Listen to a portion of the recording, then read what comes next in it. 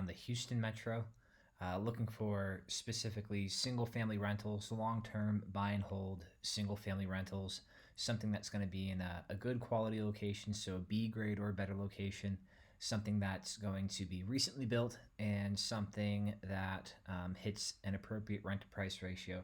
With interest rates around 6.5%, we found that your rent to price ratio has to be above 0.8% at minimum in order to really see neutral or positive cash flow. We try and find relatively turnkey assets, so stuff that was recently built, so that we don't have a lot of ongoing maintenance expense. So this is just how we use the rent ratio tool. I'm just going to look at for sales. I circled basically the entire Houston metro.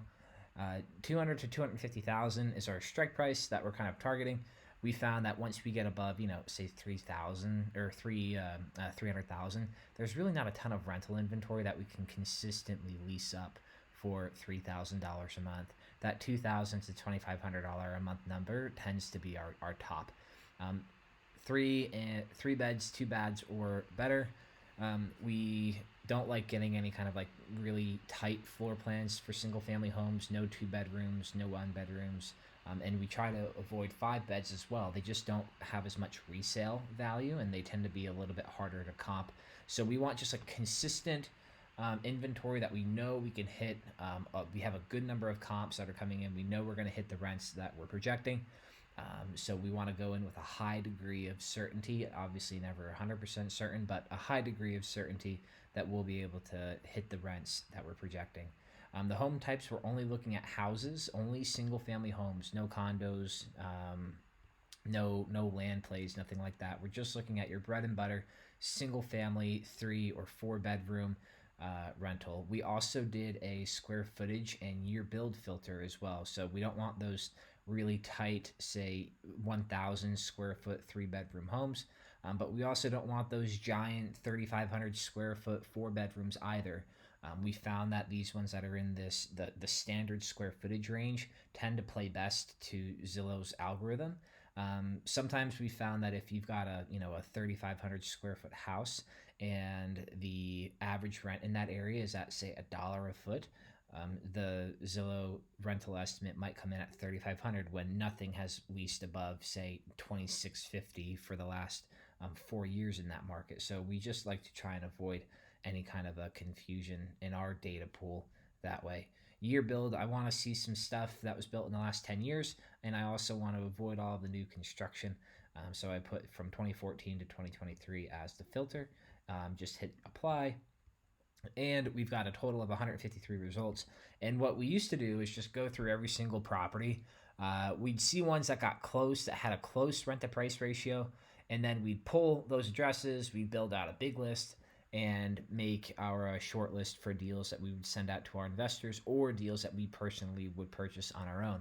Now with the rent ratio tool, it's much faster. So I'm going to start off with a rent to price ratio at 0.85. I know 0.8% is going to be pretty much break even as long as there's not a nasty HOA fee or a really high tax rate. 0.85% is going to be cash flow positive. So we're going to start there and just see what kind of properties we can pull through. I imagine just because we have the entire metro covered, it's going through a lot of data right now, so it might take a little bit longer. But let's see. So we've got probably 20 results total that have come up. You'll see the rent to price ratio here, and that's just based off of the purchase price relative to Zillow's rental estimate. So this one on Abloom Way. It's a $210,000 purchase price, and then their estimate is $1,980 for the market rent, which probably is going to be pretty close for that one. But you also see the school rating here, and we like to target B grade or better communities. So communities where you've got at least 2 of the schools, the elementary, middle, and high school level, 2 of those schools rated above a 5. These neighborhood qualifications, C grade, B grade, D grade, A grade, super subjective. What we do is we just use the Great Schools rating, and this is a 7 and a 6 and a 4. I know this property on Newman. I think it's a mobile. Yeah, so we're not even gonna look at that. But I'll go through quickly. and just look at some options like a 0.85%, a 553. Interesting, not like really super exciting though. A 664 and 0.85% in Magnolia. We know Magnolia is a great market. This is a property that I've already ran comps on. If you've watched any of the previous videos, this property works incredibly well. So that'll be a great option for a single family rental. Here's a 7.5. What the heck is this thing? Oh, it's an auction property. That's why it's so low. 765 in Pasadena. What is this? That looks cool. It's an attached townhome with a really high HOA though. 125. Probably skip it. 766 Montgomery. What's this thing? Foreclosure. Don't like that. There's all kinds of fun stuff that you can pull through pretty quickly here. Muscatine. 250,000. It's just the curb appeal on it is pretty tough. I don't like that it's right against the highways. I'm gonna skip it. And this is just how we build out our short list. We'll go through almost every single day and pull some options. There's a 653, 229,000. It's in Conroe. It looks like it's a new build. Yeah, this one will be one that we comp out. Just so you can see, they're estimating it at $2,000 a month for the rent. Asking is $229,000. How long has this been on market? 37 days. Let's say we sent an offer on this at $200,000, right? And we ended up at a strike price of say $215,000 at $2,000 in rent. That could be solid, and it's got the appropriate square footage.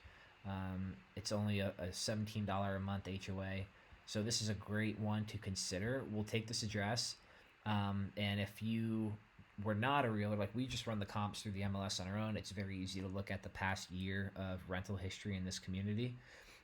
But if you weren't a realtor, you would just take this address, send it over to your agent, say, hey, I think this one's interesting. It looks like it'll rent out according to Zillow anyway for about $2,000 a month. Can you run some rental comps? And that's a great one to consider. So that one goes on to the short list. Let's see. Baytown has been interesting. Really, really strong market for us recently. Good quality schools, good neighborhoods, and we've had really nice rent to price ratios. Here's a new construction. Definitely needs a little bit of landscaping, but as far as the home itself in the area, this is a great one to consider at $225,000 and a 0.95% rent to price ratio. That's pretty cool. Last one, a 654, so pretty much as B grade gets. Recent price drop, $236,000. It's a 1,700 square foot, 4 bedroom, so it's a little bit tight. A $33 a month HOA, so it's pretty low. And it's been on market for 171 days. That's super long. Definite candidate for a lowball offer, especially considering it looks like this is probably a Zillow, or not a Zillow, like an Opendoor style property. Who's the list agent? Yeah, it's going to be an Opendoor property. These guys respond to every offer. So Opendoor, if you see something that has that terrible font and it says virtually staged, it's automatically it's going to be Opendoor, and you can toss them an offer at $200,000 and they'll respond to you, and you can go ahead and get something like this in escrow, probably for around $2 to $215, and the lease value according to this is $2,000 a month. That's probably pretty close. Built in 2020, so relatively recently built asset.